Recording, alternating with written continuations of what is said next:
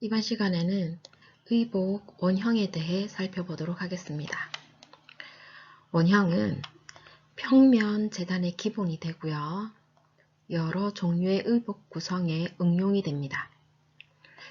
그리고 기본 원형은 동작에 불편을 주지 않는 범위 내에서 최소한의 여유분이 들어있는 몸에 딱 밀착되는 옷을 말합니다.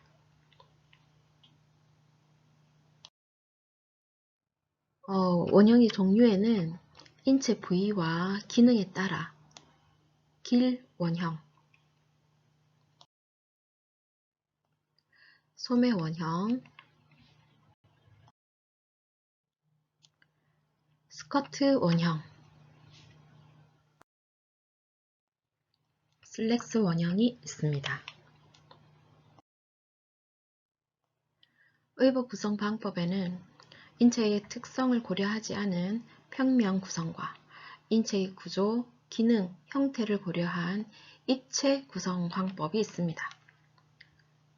평면 구성 방법은 옷감을 직선적인 재단과 봉제로 연결하는 한복과 기모노가 대표적인 예이고요. 입체 구성 방법은 옷감을 입체적인 형태로 구성하는 서양 의복을 들 수 있습니다. 서양 의복 구성 방법인 입체 구성은 평면 재단과 입체 재단, 그리고 두 가지 방법을 혼합하여 사용하는 병용식 방법으로 나눌 수 있는데, 평면 재단은 인체 계측치, 즉 인체 사이즈를 사용하여 평면의 패턴을 설계하여 재단한 후 구성선을 봉제하고 다트를 봉제하는 등의 과정을 거쳐 의복의 형태를 입체화시키는 방법입니다. 이러한 평면 재단은 옷감의 특성을 이해하셔야 하고, 앞서 보신 여러가지 원형, 즉 길 원형, 스커트 원형, 슬랙스 원형, 소매 원형 등의 원형을 이해해야 하며, 기본 원형을 응용하여 디자인에 맞게 평면 재단으로 전개할 수 있는 능력이 있어야 가능한 방법입니다. 평면 재단은 단촌식 제도법과 장촌식 제도법으로 나눌 수 있는데요. 단촌식 제도법은 인체의 각 부위를 세밀하게 계측하여 제도하는 방법으로 인체의 많은 부위를 계측하여 제도하기 때문에 체형에 잘 맞는 원형을 얻을 수 있습니다. 그러나 인체 계측에 숙련된 기술이 필요하며 계측이 서툰 초보자에게는 바람직하지 못합니다. 그럼 장촌식 제도법은 인체 부위 중 대표가 되는 부위의 치수를 기준으로 하여 다른 부위의 치수를 계산해내어 제도하는 방법으로 가장 대표가 되는 부위만 재기 때문에 인체 계측의 수고가 적고 계측하는 것이 숙달되지 않아도 오차가 적습니다. 그래서 비교적 정확하며 일정한 균형을 가진 원형을 얻을 수가 있습니다. 그러나 표준 체형이 아닌 경우에나 더욱 잘 맞도록 하기 위해서는 보정 과정을 거쳐야 합니다.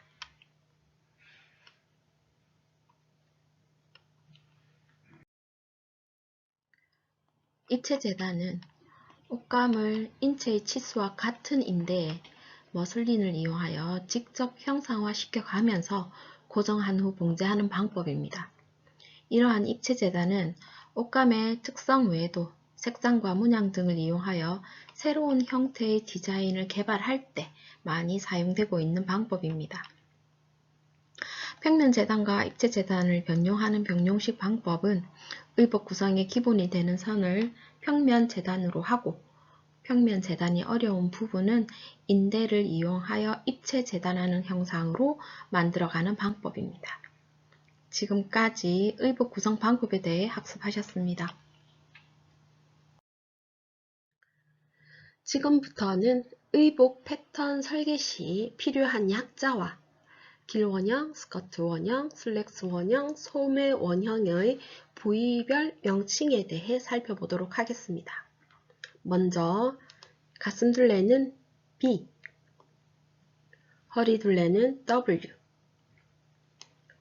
엉덩이 둘레는 H, 그리고 유두점에 해당하는 BP와 접어서 재단을 한다는 MP, 이들의 약자를 잘 기억해 두시기 바랍니다. 가장 많이 쓰이는 약자라고 해도 과언이 아닙니다.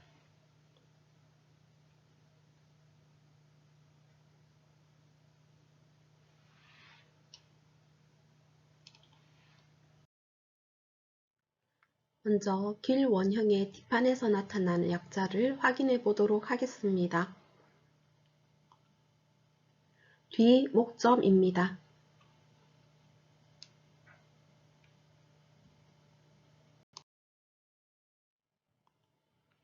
옆 목점입니다.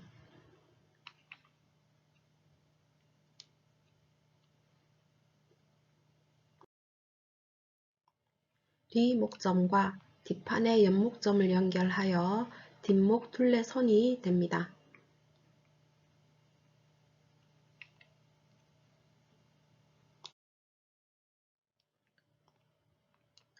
뒤 어깨 끝점입니다.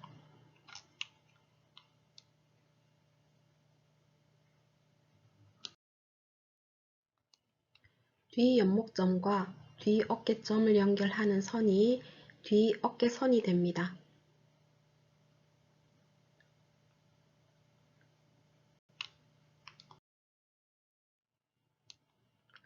뒤 겨드랑점입니다.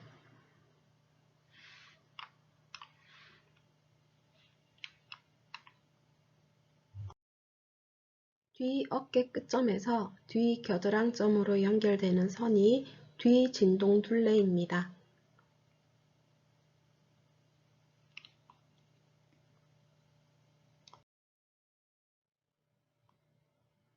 뒤 옆선입니다.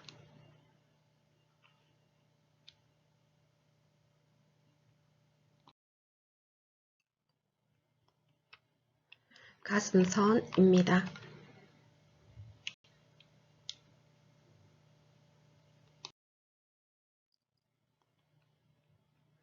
뒤 중심선입니다.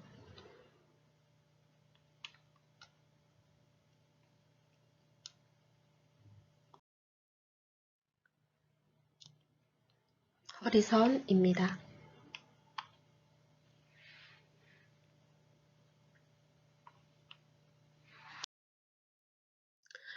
다음은 길 원형의 앞판에서 나타나는 약자에 대해 살펴보도록 하겠습니다.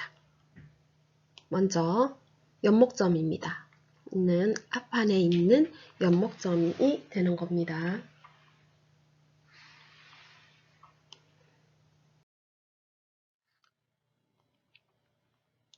앞 어깨 끝점입니다.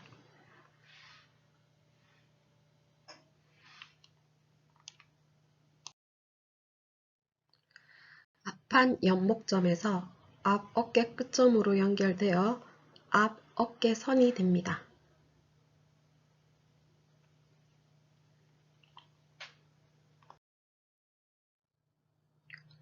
앞 겨드랑점입니다.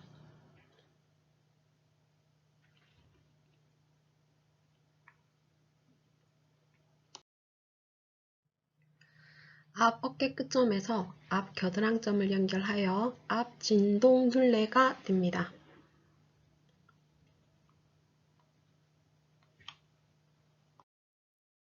앞 옆선입니다.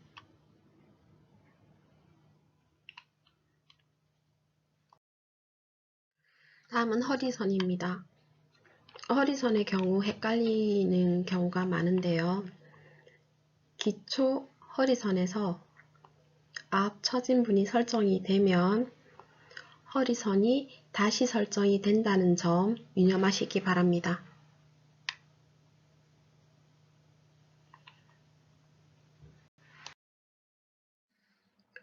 앞 중심선입니다.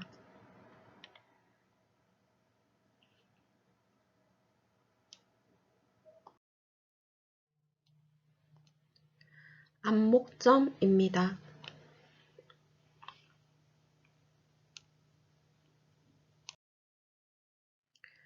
앞판 연목점과 앞목점을 연결하여 앞목둘레선이 됩니다.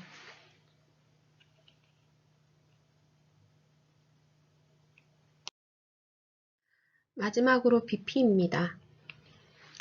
이상으로 길원형에서의 약자와 부위별 명칭에 대해 살펴보았습니다. 처음 접하는 패턴과 익숙지 않은 약자들, 그리고 생소한 부위별 명칭 등 학습에 어려움이 있을 수 있습니다. 하지만 패턴 설계의 이해를 돕기 위한 필수 요인이라고 생각하니 열심히 학습해 주시기 바랍니다. 다음은 스커트 원형에서도 약자를 살펴보도록 하겠습니다. 먼저 허리선입니다.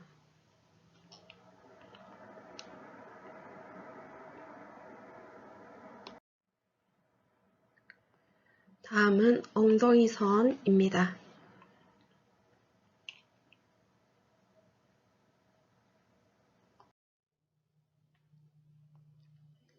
다음은 옆선입니다.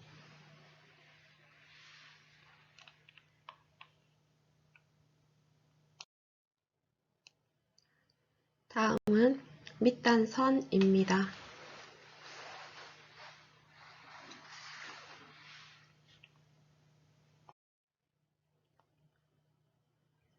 앞중심선입니다.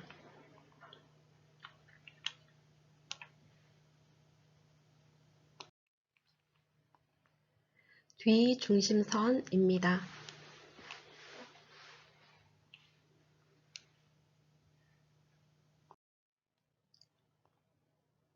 엉덩이 길이에 해당하고요.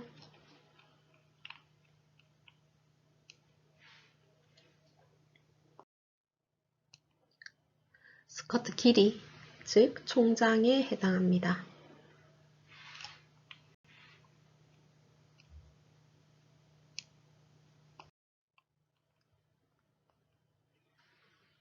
옆 허리점,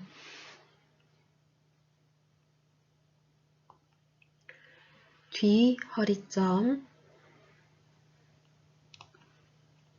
앞 허리점입니다.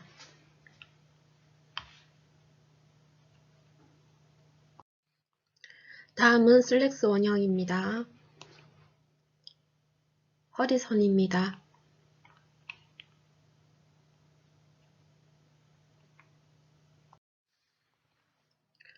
엉덩이 선이고요.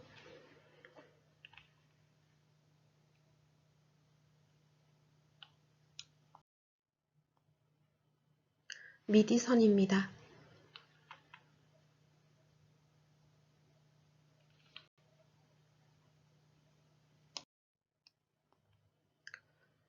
무릎선입니다.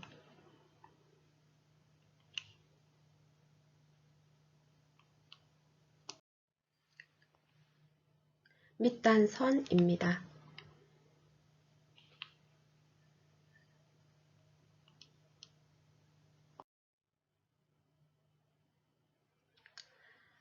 아웃심, 바깥 솔기에 해당하고요.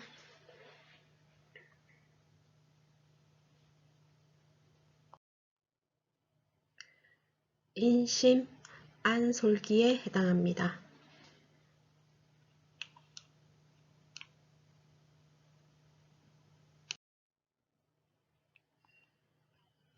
앞 미디 길이고요. 뒤 미디 길이입니다. 앞 미디 길이는 앞 중심, 뒤 미디 길이는 뒤 중심에 해당한다는 것도 기억해 두시기 바랍니다.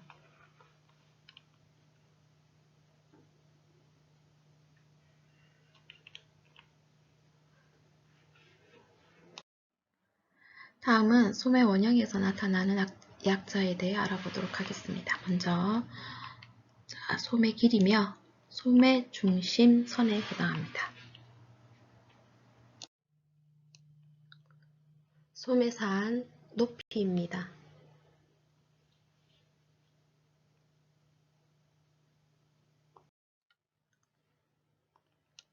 소매산 중심점입니다.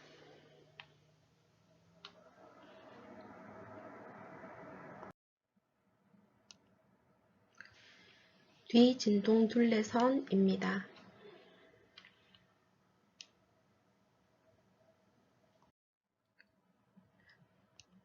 앞 진동둘레선입니다.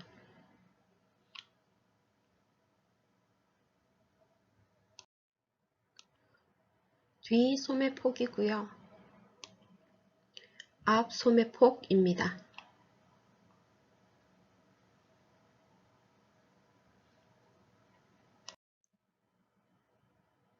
팔꿈치선입니다.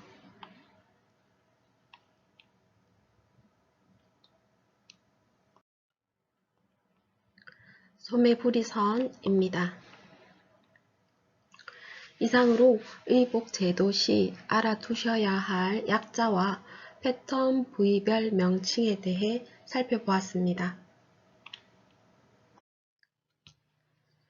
지금부터는 의복 제도 시 표시 기호에 대해 살펴보도록 하겠습니다. 첫 번째로 안내선인데요. 패턴 설계를 위한 기초선으로 HB 정도의 진하기와 얇은 샤프나 굵기가 일정한 가는 연필로 그은 선입니다. 다음은 완성선입니다. 디자인에 적합한 패턴 설계가 완성이 되면 완성선을 표시해야 하는데 2비 또는 4비 정도의 진하기에 굵은 샤프 또는 연필을 사용하여 완성선을 설정해 줍니다. 화면에서 보는 것과 같이 진하기가 다르게 나타나고 있습니다. 그래서 안내선 표시기호 그리고 완성선 표시기호입니다. 다음은 안단선입니다. 안단은 옷의 안쪽에 있기 때문에 안감과 같이 봉제를 하기는 합니다. 하지만 안감을 사용하는 것이 아니라 겉감을 사용하게 되는데요. 칼라와 소매가 없는 경우, 소매는 있는데 칼라가 없는 경우, 소매는 없는데 칼라가 있는 경우, 그리고 벨트가 없는 하의 등의 디자인에 시접 정리를 하기 위한 한 방법으로 안쪽에 겉감을 봉제하는 것을 말합니다. 그리고 자켓의 라펠 부분을 결정하는 것도 안단인데요. 그럼 안단선에 대해 알아보도록 하겠습니다. 지금 보시는 패턴은 칼라가 없고 소매가 없는 원피스 패턴입니다. 칼라와 소매를 한꺼번에 시접 정리를 할 수 있는 방식의 안단선입니다. 안단선을 기준으로 안단 패턴을 분리하면 다음과 같습니다.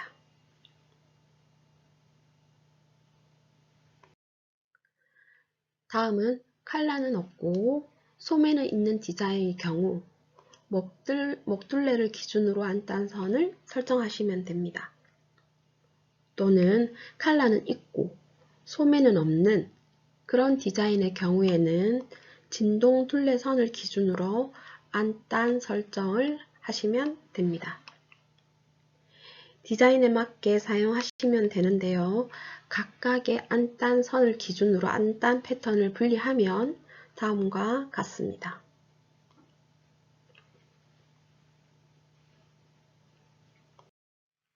이번에는 허리벨트가 없는 경우에 안단 선입니다.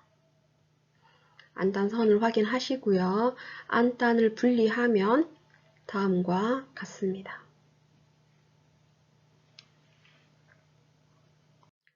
다음은 자켓의 라펠을 위한 안단선입니다. 안단선을 기준으로 안단을 분리하면 다음과 같습니다. 이와 같이 여러 종류의 안단을 살펴봤고요. 그래서 안단 표시 기호는 다음과 같습니다.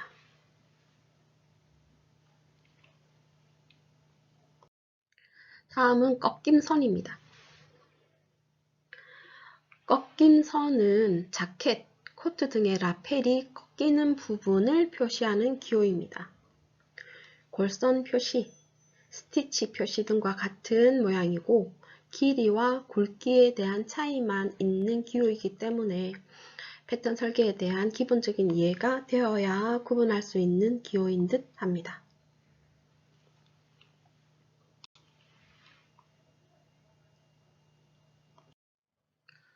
다음은 원단의 결 방향에 대한 기호입니다. 그렇지 않은 경우도 있습니다만 대부분의 원단은 그림으로 보는 바와 같은 롤 형식으로 감겨 있습니다. 이때 원단 풀리는 방향을 식서 방향이라고 하고 식서 방향에 대한 기호는 다음과 같습니다. 그리고 정해진 폭 방향을 푸서 방향이라고 하며 푸서 방향에 대한 부호는 없습니다. 설명을 위한 직선이었음을 참고하세요. 45도 각도 방향을 바이어스 방향이라고 합니다. 영문자 X처럼 부호 표시를 하시면 됩니다. 그래서 다시 한번 확인해 볼게요. 식서 방향. 다음은 바이어스 방향이었습니다. 식서 방향과 바이어스 방향 부호는 자를 대고 반듯하게 그어주시기 바랍니다.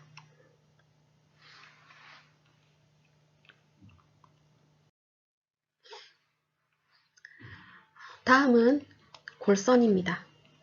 골선은 원단의 접힌 선에 해당합니다. 패턴상에 다음과 같은 골선 부호가 있다면 원단의 접힘 선에 맞추어 패턴을 전개한다는 뜻입니다. 만약 패턴상의 골선과 원단의 골선이 일치하지 않은 상태에서 마름질 및 재단이 이루어진다면 의도했던 디자인이 틀려질 수도 있다는 것을 유념하시기 바랍니다.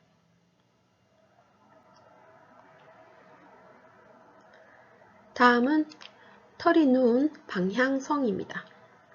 즉, 기모, 털이 누운 방향에 대한 부호인데요. 이것은 화살 방향으로 표시를 합니다. 긴 털의 경우 아래로 향하는 화살표,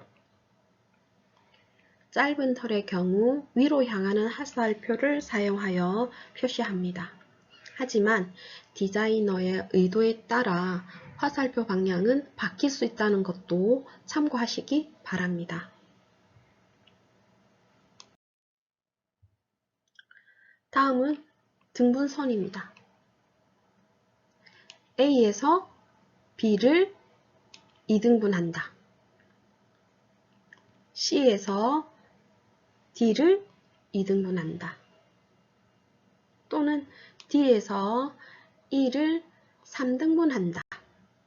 등을 나타내는 등분선이었습니다. 다음은 직각 표시입니다.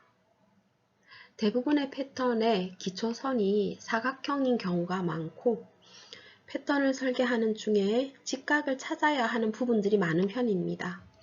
방한자를 이용하여 직각을 찾는 방법을 연습해 두시는 것도 패턴 설계 시 도움이 될 것입니다. 그래서 직각 표시는 다음과 같습니다.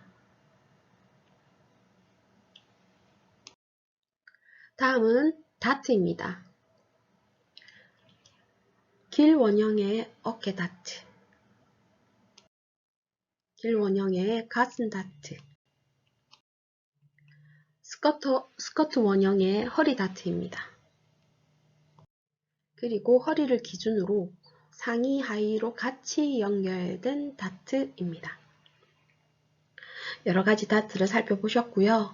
그 외에도 다양한 모양의 다트가 있음을 참고하시기 바랍니다. 지금 보시는 패턴은 컬러가 없고 소매가 없으며 허리는 인체에 딱 맞고 밑단 폭이 넓은 프린세스 라인이 들어간 원피스의 뒷판입니다. 지금 보시는 붉은색 라인이 프린세스 라인인데요. 프린세스 라인을 기준으로 중심 쪽 뒷판, 옆선 쪽 뒷판으로 패턴이 두 개로 나눠지게 됩니다. 이때 파란색 부분이 중심 쪽 뒷판, 그리고 옆선 쪽 뒷판 양쪽 모두에 포함이 되는 부분입니다. 이러한 내용을 표시하는 기호가 선의 교차이며 그 기호는 다음과 같습니다.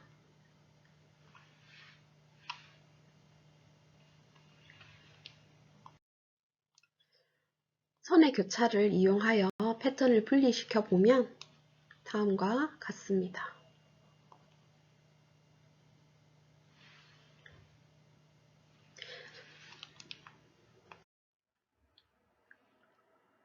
다음은 심지입니다. 심지 부착을 해야 하는 부분을 표시하는 부호입니다. 심지는 봉제 시 늘어남을 방지하여 봉제를 쉽게 할 수 있게 하고, 봉제 후 또는 세탁 후에도 의복의 형태를 유지시켜주는 역할을 합니다. 디자인에 따라 힘이 있는 실루엣을 원할 때, 그리고 원단의 미어짐을 방지하기 위한 등 다양한 이유로 사용되고 있는데요. 심지를 부착해야 하는 부분에 사선으로 표시하면 됩니다.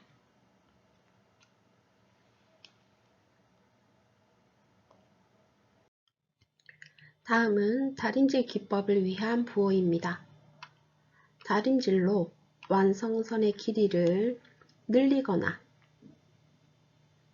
또는 줄이라는 기호입니다. 다음 봉제 기법에 해당하는 오그림입니다. 길이가 다른 원단을 길이를 맞추어 봉제하는 기법에 대한 기호입니다. 서로 맞추어 재단입니다.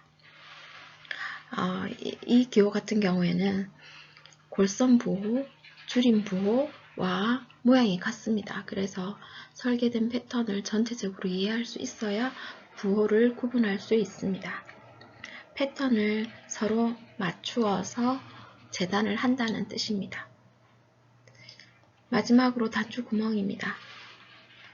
자켓과 같은 의복에 주로 사용하는 단추 모양입니다. 단추 구멍이 가로인 경우에 해당하는 거죠. 다음은 셔츠와 블라우스 등에 주로 사용하는 단추 표시 기호고요. 단추 구멍이 세로인 경우입니다. 또는 간단히 이런 정도로만 단추 위치만 나타내기도 합니다. 디자인의 의도에 맞게 사용하시면 되고요. 이상으로 의복 제도 표시 기호를 학습하셨습니다. 수고하셨습니다.